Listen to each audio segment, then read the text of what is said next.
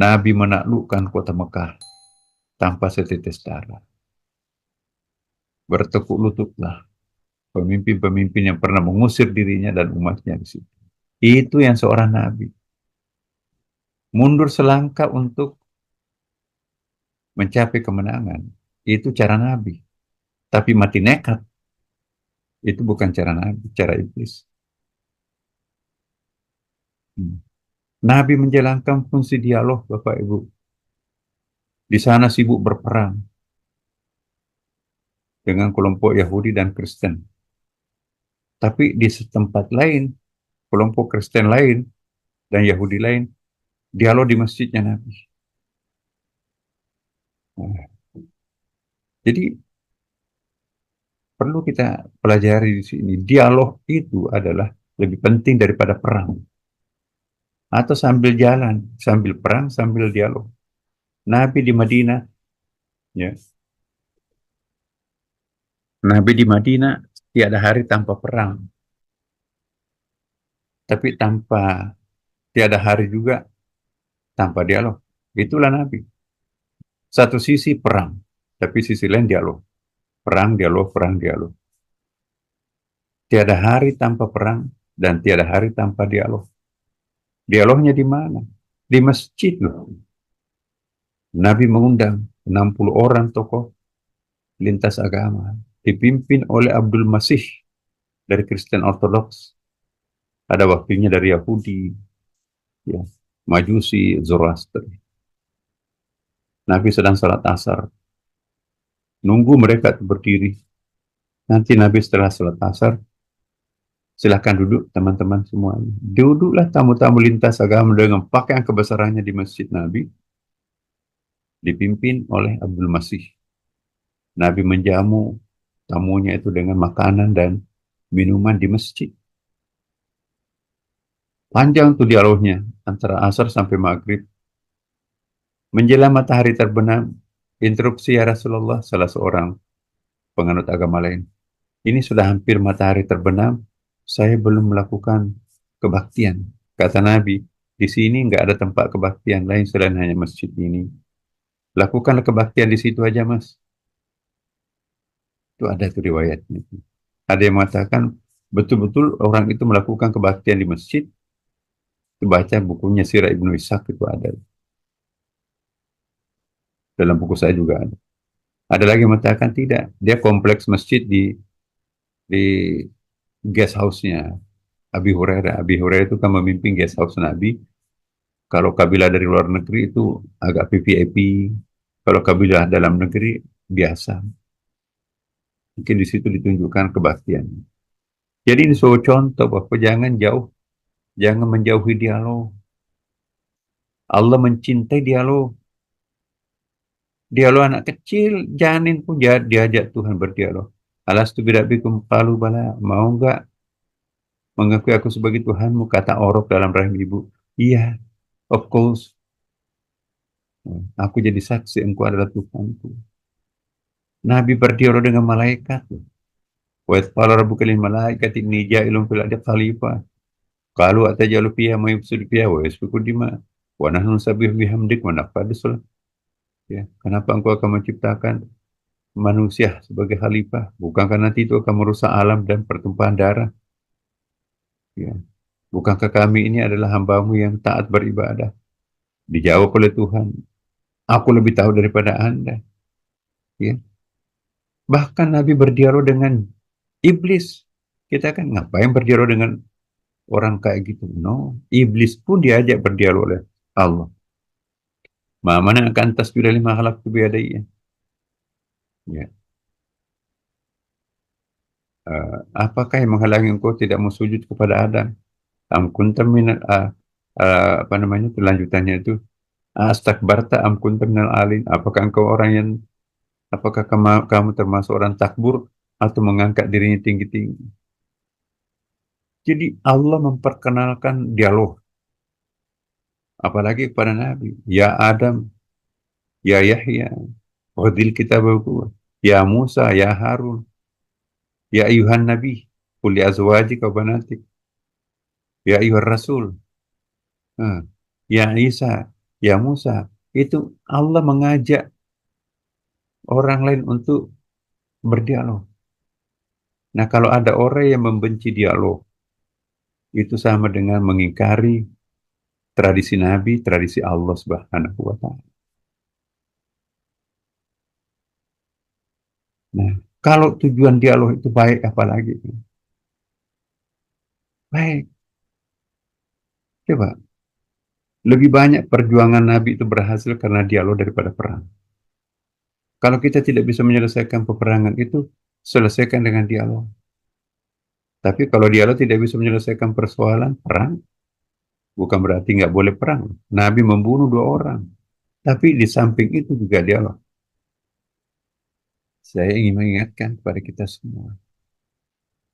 Ya, jangan menjauhi dialog. Sepanjang niatnya bagus, sepanjang niatnya tulus.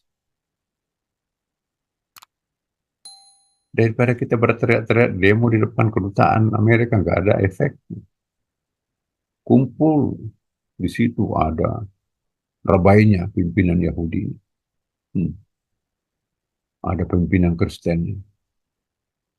Nah, sampai ada waktu itu imam apa namanya imam di Washington itu, Pak, untung ada Pak Nasar.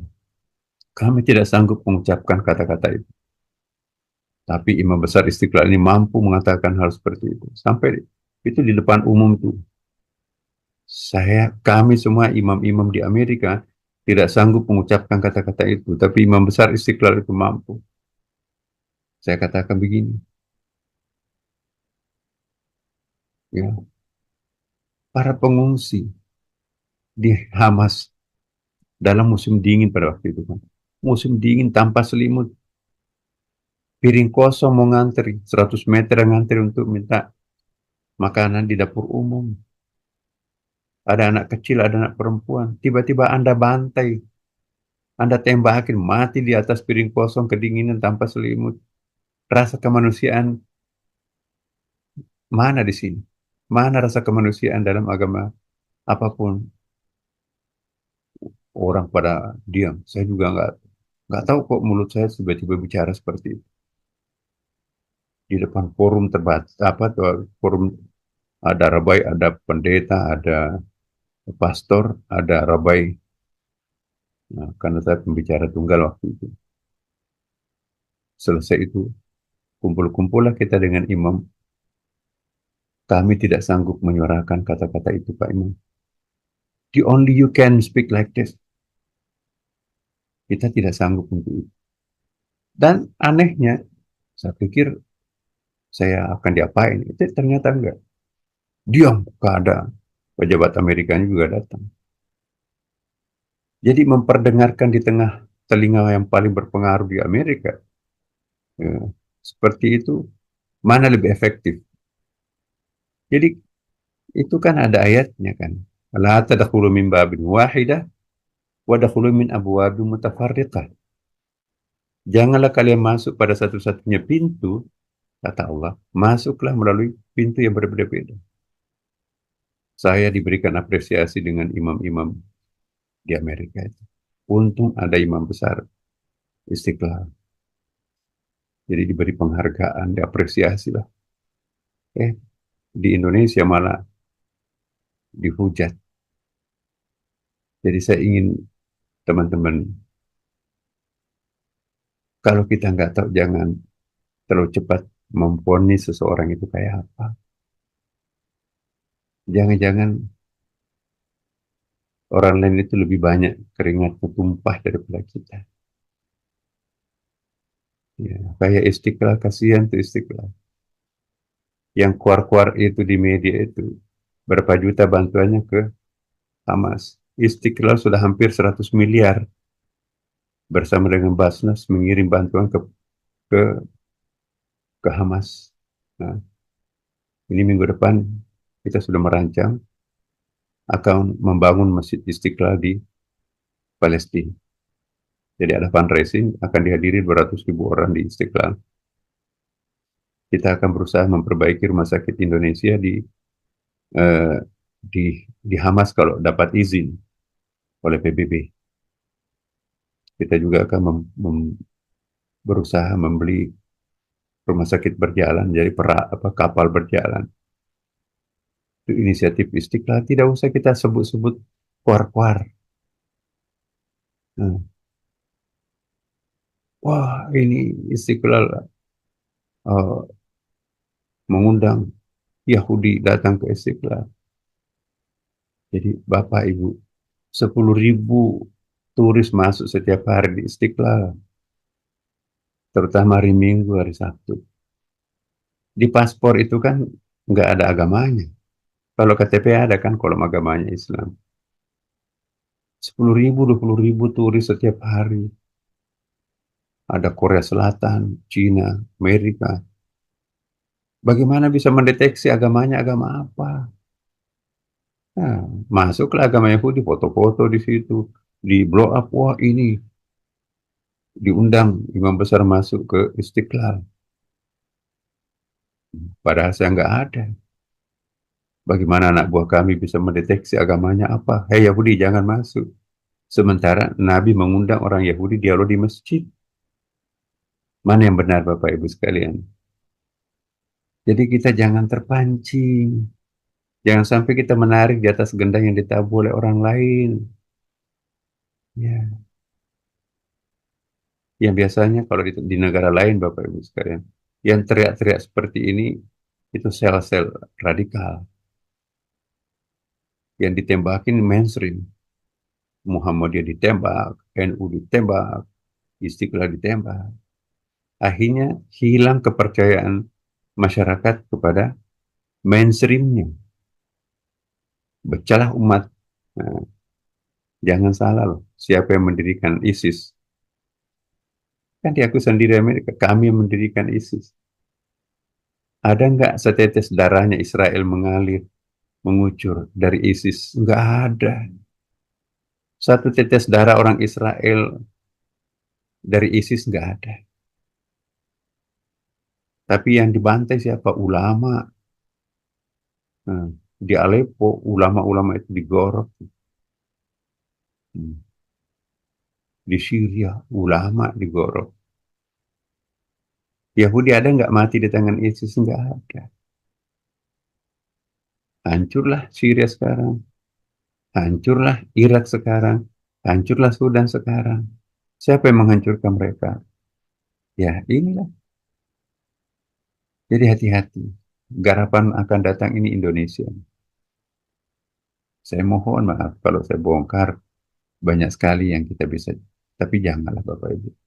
Kita maafkan siapa yang pernah melakukan macam-macam itu. Nabi juga melakukan hal yang sama kok. Keringat kita banyak mengucur. Dan jaringan kita berjalan. Ya. Oh, Pak Nasr bolak-balik ke Amerika. Boleh tanya Bapak Ibu sekalian. Siapa yang membeli gereja dan membangun masjid di Washington? Tanya di situ. Kita mengislamkan orang, bukan satu orang, dua orang. Malah pernah pakai aula karena nggak muat musala pada waktu itu. Orang kulit hitam itu masuk Islam itu berbondong-bondong. Asyhadu alla ilaha illallah wa asyhadu anna Muhammad Rasulullah. Dan ini kita nggak usah publish, kita usah sampaikan kemana-mana. Hmm. Tapi dialog, siapa sih yang suka perang? Yahudi juga coba kita. Jaringan kita di kampus. Asosiasi dosen-dosen agama Islam di Amerika. Kita kumpul di New York. Situ ada Dr. Halid. Coba lihat websitenya. Saya aktif di situ sebagai salah seorang mewakili Pak dari Asia itu. Jadi ada fundraising untuk membantu pengungsi-pengungsi Palestina di beberapa tempat di beberapa negara. Nah, kita ada meeting setiap hari Jumat. Apakah ini antek Yahudi? Apa yang kita lakukan justru subhanallah Bapak Ibu sekalian. Kami dapat penghargaan di sana, tapi di sini malah justru akan di, ya Allah alam. Tapi enggak apa-apa. Enggak ada artinya apa yang kita alami dengan apa yang dialami Rasulullah Muhammad SAW. Ya, jadi inilah prinsip salat ini, teman-teman. Kunu qawwamina bil qist syuhada. Ya, berdirilah dengan tegak dan tegar dalam salat, diharapkan juga menjadi lambang ketegaran. Ini tegar menghadapi tantangan, tantangan dari luar dan tantangan dari dalam. Seorang pembaharu tidak boleh menyalahkan orang lain. Tapi bagaimana orang lain itu bisa mengerti? Jadi kalau kita suka menyalahkan orang lain, pertanda kita itu nggak ada apa-apanya. Kalau kita sudah mulai menyalahkan diri sendiri, oh iya ya, pantas semuanya hitam, saya pakai kacamata Ray-Ban. Baru sadar, itu sudah mulai belajar. Kalau kita sudah sampai kepada tingkat, tidak ada yang salah. Tidak menyalahkan orang lain, tidak menyalahkan diri sendiri, tapi diam-diam menyelesaikan persoalan tanpa menepuk dada. Orang itu sudah selesai belajar. Itulah orang arif. Orang arif tidak pernah mencari kambing hitam, kambing putih. Tapi persoalannya selesai tanpa diketahui oleh siapapun. Gak usah mengumumkan prestasinya kayak apa. Itu riak.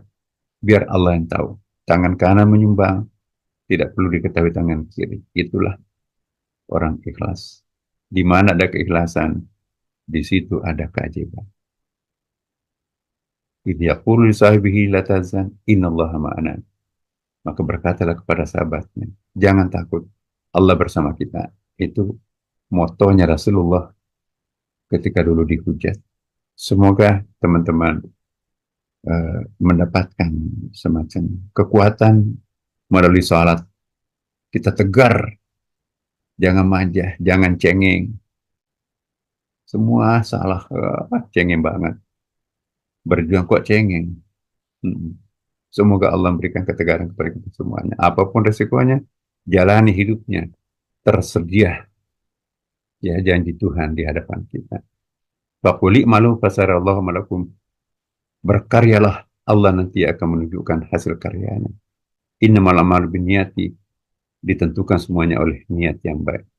Assalamualaikum warahmatullahi wabarakatuh.